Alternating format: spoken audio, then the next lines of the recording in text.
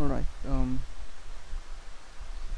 so factoring. So factoring is the process of figuring out the factors of the number. So the factor of a number is one of two or more numbers whose product is the number, okay, that you are looking for. So for example, you have 30. So what are the factors of 30? It can be, well, you can factor a number using a tree method. So 30. So what do you multiply together? You can have 5 and 6. Now you can still split 6, right? You have 2 and 3. So the prime factors of 30 is 2, 3, and 5. Because when you multiply these numbers, you're gonna get 30. And prime numbers are the numbers whose factors are 1 in itself. So examples of prime factors are 2, 3, 5, 7. Right? Because the only numbers that you can multiply and end up with 2 is 2 and 1. 3, 3 and 1, 5, 5 and 1, 7 is 7 and 1. And there are a lot more. There are bigger prime numbers that are used in encryption systems. So the difference, there are also other types of numbers. There are also composite numbers. So composite numbers are the numbers, well, they are different from prime factors, so they have different factors. An example of that type of number is 30. So 30 is a composite number. Sorry, same as 4, because you can get to 4 with different ways. You can have 2 and 2, or you can also have 4 and 1. So this is a composite number because you can get to 4 in different ways.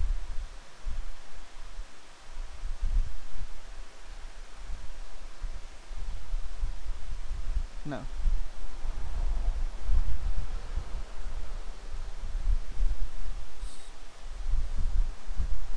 so how do we know that we've already factored it out?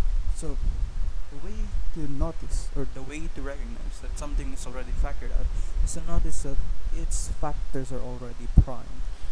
Okay. So what if I give you a number, so 45. So 45, you can break it down to 9 times 5, and you can end up with 3 and 3. Now, you can see that 3 can no longer be split into whole numbers, so into a natural number. So 3, the only numbers that you can multiply and end up with 3 is 3 and 1, okay? And the only numbers that you can end up with 5 is 5 and 1. So that means that all these numbers here at the bottom are already prime, and every time you do the factorization tree, you will always end up in the prime factor. So 3 times 3 times 5 is 45. Now, how do we know? Now let's do it with polynomials or algebraic expressions. So how do we know that an algebraic expression is already factored? So there are 2 definitions for prime polynomials. So a polynomial with a degree greater than 0 is said to be prime relative to a given set of numbers if all of its coefficients are from that set of numbers, and it cannot be written as a product of 2 polynomials. So I'm gonna give you an example. So how about x squared minus 2? What 2 polynomials can you multiply and end up with the x squared minus 2? You can try and factoring it, but I think this is already a prime factor, because if you try to simplify this, you're gonna end up violating